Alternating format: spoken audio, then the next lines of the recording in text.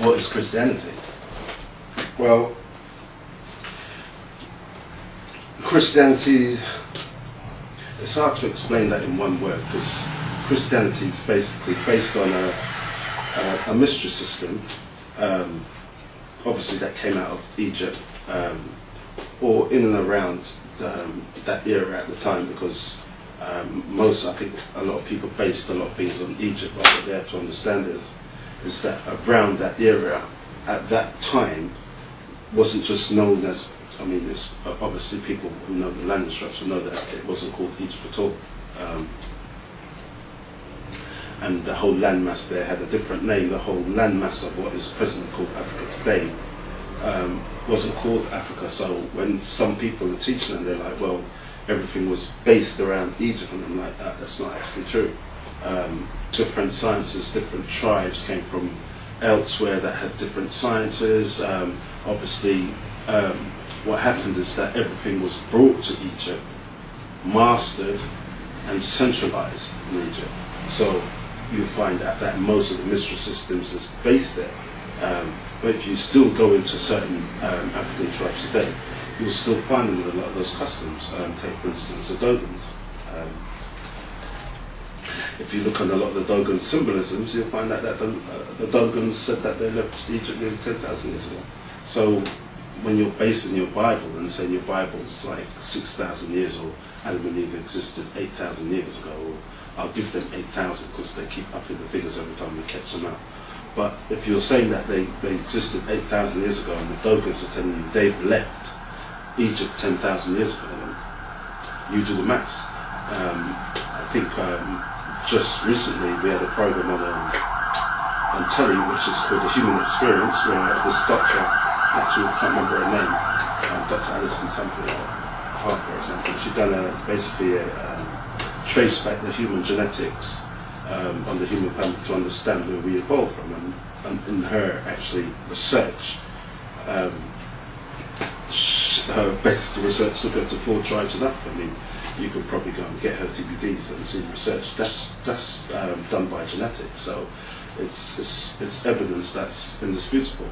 I didn't hear one Christian jump up to say, oh well, blah blah blah, because at the end of the day, if she's basically telling you that on live telling that Africa was built from 4 ancient tribes, then if we take that into the Bible context, then we can say, okay, well, when God was talking to the first man, that man would have been a Nubian. He would have been a Kusha. He would have been a god. So it's not easy to understand then why are we so ridiculed today in this society, because you have to understand it from the Bible perspective. The Jews will tell you today out their own mouth they've never been in bondage. They've even told the Messiah that we've been in bondage to no man. So therefore, if the Father said that my children should be slaved in a land that's not theirs, then you have to take that into context. Come out of religion and look at reality. Reality is the only people that's been through that is us. All along in America, on the Caribbean islands, in England, hell, you know, even on one of my YouTube account, it shows you ancient times in England, if you can call it ancient times, how they used to have slavery in England. England was built on the backs of slaves.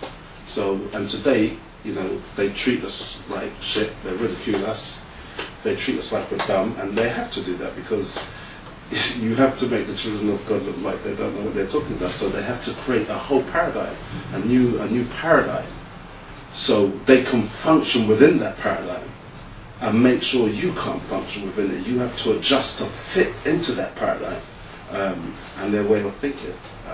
So basically that's what Christianity is. Christianity is based around that,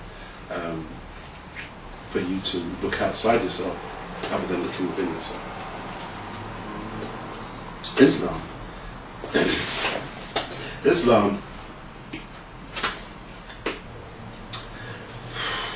the best person to listen to when they talk about Islam is one of our late scholars, our great scholars, the Honourable Dr. Kendrick Clark, who spoke about Islam. I think on YouTube he's actually got a series that he's done on Islam, and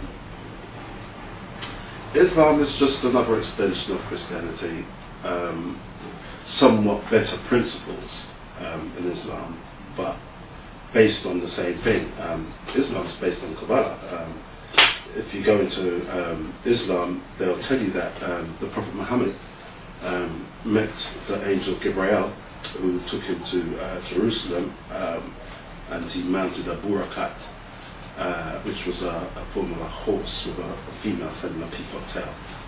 Don't ask me what that was, but basically on this horse type thing, he traversed through what they call the seven heavens. Now, if you go into Islam and you say to them, well, what is the seven heavens? You won't really get an answer. But at the same time, the scriptures talk about the seven heavens.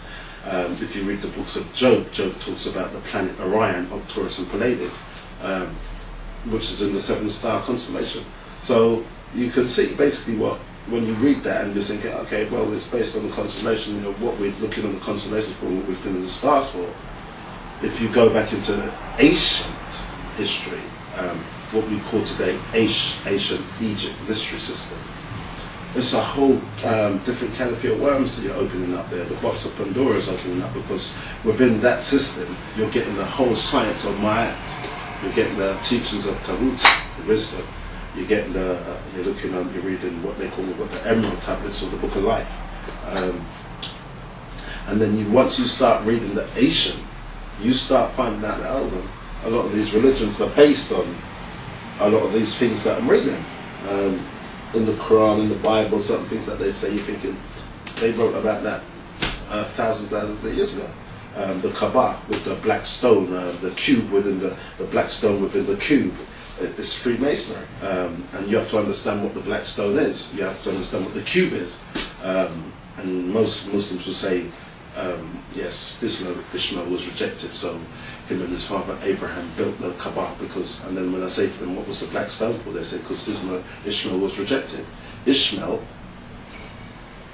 had a son called Kedar, which was my second spiritual name, and Kedar means black skin, so you take that from there if you want.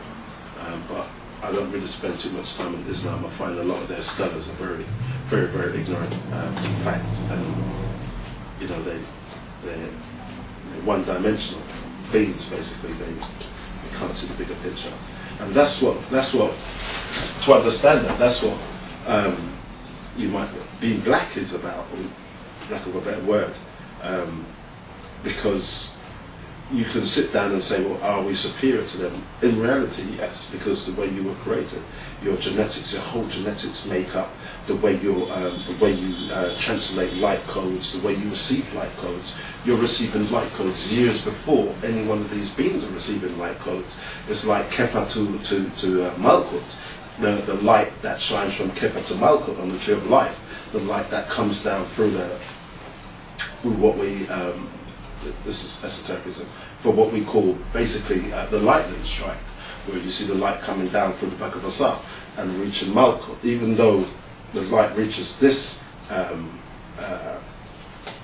kingdom, or lack of a better word, Malkut, the light received from Kefa, you will see that in reality, in human beings, even on this plane, you'll find that the tree of life, you have 10 Sephira on this plane alone, throughout the tree of life, and you can see that which came from us has drifted down weaker and weaker, and the more weaker and weaker your genes get, the less light codes you can translate. So when you read the Bible and it says, Jesus said, don't throw pearls to swine, he's literally saying they can't understand what you're receiving.